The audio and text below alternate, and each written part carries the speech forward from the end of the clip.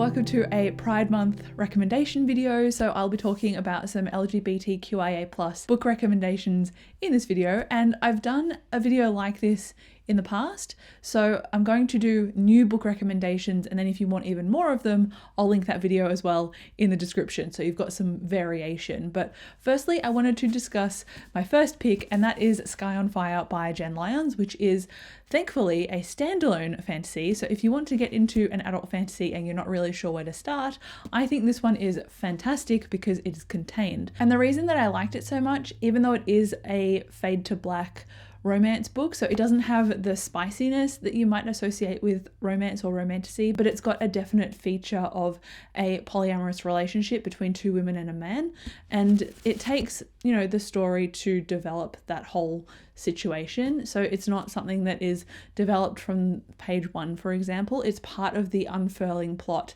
as you get roped into reading this story. And we very much follow Anarod, our main character, and she is trying to survive on her own in the deep jungles, but she gets tracked down by a mercenary group and they attempt to recruit her because they want to do what she did in the past, which is pull off a heist against a dragon. But little do they know that Anarod wasn't as successful as all of the stories about her say, so she joins reluctantly and unwillingly, and she helps this crew along. So because it's so fast-paced at the beginning with her getting tracked down and then rapidly introducing all of these side characters, it can get a little bit overwhelming, but I promise, just buckle in, sit tight, and for the first 50 pages, it's like a blur and then you're into this story. And I had such a great time with it. I think I gave it like a 4 stars. It was really enjoyable and I really, really like Jen Lyons. And of course, I just really love the flirting and the tension of the romance as this story develops as well. I want to say more about the two side characters that she becomes in this romance with, but I also just want to leave it as a surprise for you. Next is probably a book that you won't expect, and that is The Devils by Joe Abercrombie, and this is his latest, again, standalone fantasy, and he's a grimdark author. So you would probably look at this and be like, well, why is there a romance? It's supposed to be such a dark book. But there are characters in this named Alex and Sunny, and they are both women and they fall for each other. So at the beginning of the story, we are following Brother Diaz, and he's a priest. He's been sent to this holy city on a mission, and when he gets there, he meets the Pope, and she tells him that he has to take all of these undesirables with you, almost like bodyguards, essentially, to transport this newfound princess to take over the throne in this other place, because this other place is now thriving on magic and we don't want that to happen, so we're going there to quell whatever political situation is going on. So Alex is the character that they are transporting, and because of a necklace she's wearing and a birthmark that she's got, she's seen as the long-lost princess, and so they're transporting her. She doesn't know what she's doing. Amongst this crew called the Devils is an elf named Sunny, and when she holds her breath, she can turn invisible. And in this world, there is a threat that's kind of on the peripherals of the elves invading and taking over, because the elves are flesh eaters, but you really get Sunny's perspective and how she just feels isolated and judged and oppressed, and how she just constantly feels lonely. And Alex recognizes that, and they start to form this friendship, and that turns into more later on. And what I really liked about this story, and Joe Abercrombie's done stuff in the past that I haven't liked, is he's managed to develop in this book different romance scenes or different sexual tensions without being explicit and gross on page, because he tends to write grotesque stuff and violence as well very well, I'll give him that, but I don't necessarily always want to read about it. And in this book, it feels like he's found the right balance because he didn't go over the line, and I really respected that about it. So it's a great almost quest story because of these undesirable characters all having to work together when they don't really want to, and they're bound at the beginning by a spell, so they kind of have to work together. So I liked seeing all of those dynamics develop, as well as Alex and Sunny's character growth, and it was just a great female-female romance as well, and I just did not expect that going into a Joe Abercrombie book. So that's what I wanted to portray as well, the fact that I'm just surprised, and he managed to convey these characters in a convincing way and with a convincing romance.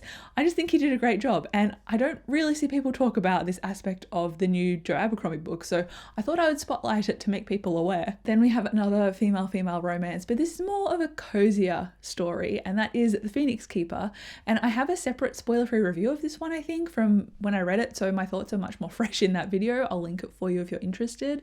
But I know that this one follows Ayla, and she is very anxiety prone, and she's also the head phoenix keeper at this magical menagerie zoo. So she wants to reinvigorate this phoenix program, and she's not really having a lot of success. So she's very much putting her career first, but along the way she forms a romance with one of the other keepers. And she is written as, I think, at least bisexual, because there is a male love interest and a female love interest, and those two don't really cross over. They're separate parts of the story. So it is in essence a female-female romance, but it also has such great messages about animal conservation. And honestly, Ayla's anxiety journey is very realistic and genuine and grounded, and I found that development really fascinating, and it was just great to see her representing anxiety and how she was understood or not understood in certain parts of the story. I think they were done very well.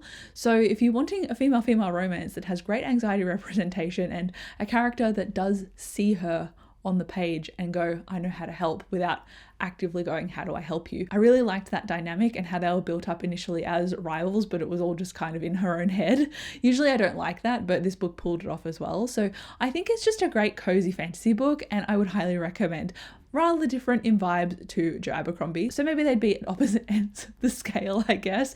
One grimdark fantasy with a lot of gruesome murder, and then the other one more so animal conservation and anxiety with a localized plot. Rather different, but both very enjoyable. Now this one, Sword Crossed, is a recommendation for a male-male romance instead of a female-female romance. And I'm talking about this one because it just completely took me out of left field in terms of my enjoyment. I wasn't expecting this to be a high 4-star read for me. And it also is quite high on the spice scale. So it's very descriptive in its smutty scenes. So unlike the others that are mostly just character and tension, maybe a kiss, and then not really a lot on page, this has a lot on page. So this is a very big contrast to those books. And this one follows Matnesh J, and he's going to become the head of his house. And with that comes a lot of financial responsibility. And unfortunately, his family are struggling and they can't convey that to the wider politics. Otherwise, their businesses will suffer. So they've set Matnesh up in an arranged marriage with this other woman, and neither of them are really interested in marrying each other. They are friendly, but they're not romantically interested in each other. And they're doing it just for political gain and for alliances, really. And I like at the beginning it set that up very strongly, because if it was Matnesh going against this character and she had feelings for him, that would fall into like loosely cheating category, and personally that's not my thing. But it very much set things up in a way that made all the characters feel genuine and not like they were going behind each other's backs, except when they obviously had genuine secrets that they didn't want to share, which is just part of the plot anyway. And the person that Matnesh J ends up falling for is named Luca, and he is a traveling sword sharp, I guess, and also a con man. At the beginning of the story, he runs into Matnesh in a tavern and manages to con him out of a bunch of gold. And given that Matnesh doesn't have a lot to spare, but he has to save face and pay Luca so that the tavern goers recognize that he can afford to, it kind of sets them up on a bit of a rivalry or bad footing. And Matnesh is going to hire someone who has the sword skills, because at his wedding he's worried that somebody will step up and present themselves as a challenge, like a duel, and it's within legal right for people in this world to do that. This is set up as fantasy, but I would say it's mostly like a Victorian era romance with kind of fantasy around the peripherals. So if you're wanting like a high stakes magic fantasy story with a romance, this probably isn't the right book for you. But if you're wanting a romance at the heart of the story and the focus, with a bit of politics on the outskirts and then fantasy here and there, so that people are just understanding of queer relationships happening without them being vilified, that's what this whole premise was about. And honestly, at the end, or leading up to the end, I found some of the politics a little bit muddy and just a little bit dropped into the story, a little bit jarring. But aside from that, I just found the characters excellent. I really, really liked their romance. And I think this is just fun. It was such a fun book. And these characters are so strongly written in the sense that you just understood who they were. And they just leapt off the page at you, really. And that is why I really loved it, because you could really get them as individuals and then them being together as well, and what that looked like. I just really enjoyed myself, and they were a team, and I just really liked it. I actually think that Freya, the author who wrote Sword Crossed, might have blurbed this book if it's the same Freya. I don't know if I'm going crazy. It's a good thing when the books that you are talking about accidentally cross-reference each other. I'm going to look really silly if this is the wrong Freya, but I'm hoping that it's the correct one. Then I've got two more books that I want to talk about, and the second last one is The Incandescent, which I read very recently, and I did a vlog with this book featured in it, so you can see my enjoyment of it is quite high. And this one follows Dr. Walden, and she is in her late 30s, and she is one of the head staff at this boarding school, and this boarding school takes on people who have magic and therefore trains them up in order to become aware of it so that they're not a danger to society, because if there's a big draw of magic, demons tend to come through the veil. And she has specialized in her PhD in demonology, and that is really where we take off, because she, at the beginning of the story, is trying to quell a demon incursion of a very strong demon, and it very much spirals from that point on. And there is a quote that says, "Look at you eating power like you're one of us," which is one of the demons observing her. She's a very fascinating character, and she's also bisexual. So she has a relationship with a man during this book and a relationship with a woman as well. And it was just nice to see that nothing was like made a big deal of, and it was just who she was. And it was more focused on her character introspection and how she switched from different contexts and how that was almost used against her in some ways, and the shifts that were overt and subtle within that. And I mean that in the sense that she is Dr. Walden because that is her professional persona, and she also is responsible for 6 students who are just about to graduate, so that's really who they saw for the most part. She also flicks between teacher Walden, who is obviously talking with the rest of the teachers at her level, and then outside of that, Sapphy Walden, who is named Sapphire and is communicating on a social level. So at the beginning of the book, Laura is very much a knight set up to fight demons as well, and they are staffed together, and that's where their kind of relationship begins. And it's just delightful to see the fact that they are so awkward even though they're in their late 30s. And I don't know why, I just really enjoyed that for some reason. I was like, awkwardness transcends age. And it was just really nice to see that represented in a way. Then lastly, I wanted to talk about Assassin's Quest, because if you've seen my videos, you know that I'm obsessed with Robin Hobb. She's one of my favorite authors. I recently reread this book, and I realized there's a bit of a gap on my recommendations for this video, maybe for my previous video as well, I'm not actually sure, but that gap would fall across gender. And I'm not saying that this is necessarily a romance book. It's definitely a fantasy leading story that has very deep character development, and it can sometimes be a slower pace because of that character development. But personally, I see that as a strength for this series rather than anything that would slow me down, mostly because I just love everything about this series in general.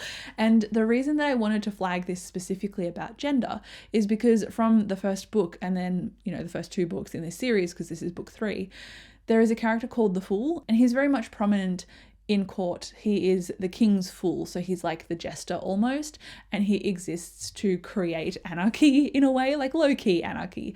But our main character Fitz runs into him quite frequently, and in this book especially there is a bit more discussion and growth for not only Fitz but for the Fool as well. And I wanted to spotlight one of the quotes in here, and it says, "That is one thing that in all my years among your folk I have never become accustomed to," and this is the Fool speaking.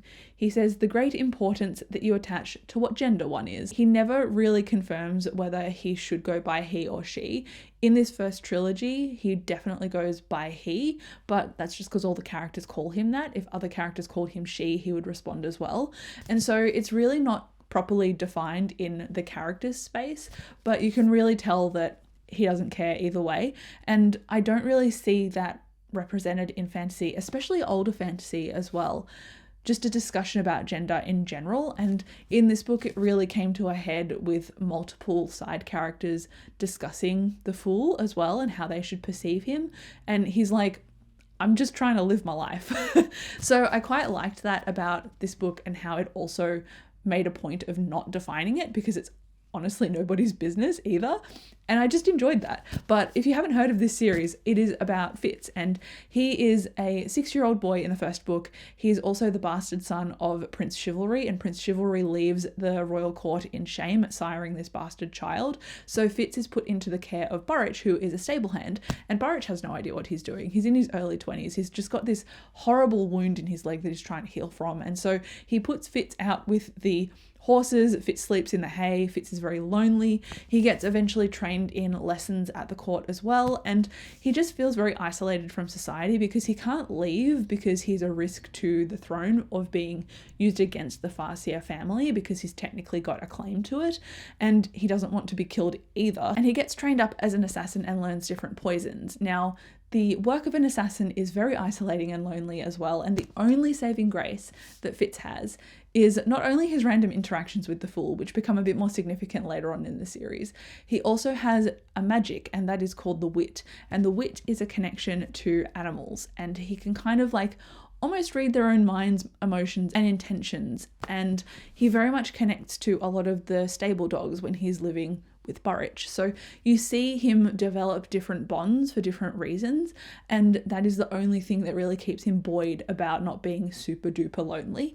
And at some points his life might even be saved by this particular magic, but he can't discuss that he has it because it is a crime and very much vilified in this world, and he will be hanged if he's found to have this beast magic. So I think this is a great, well-rounded story in the sense of the magic system, the characters, the court, the environment. It's just incredible, and the gender is like a sprinkle in between as well of like seasoning, I guess, to this story. And I didn't want to make this video and then not mention it because it seemed amiss not to. So that is what I wanted to mention. Also, any excuse to talk about Robin Hobb, I'm probably going to take it, let's be honest. But that brings me to the end of this video. So if you have any other Pride recommendations, please let me know. I would be very interested, especially if they are newer books, because I'm always on the lookout for more new things to read. So thank you again so much for watching this video. Leave me some rainbow emojis in the comments if you got this far. Thank you again for watching, and I'll see you in my next video. Bye.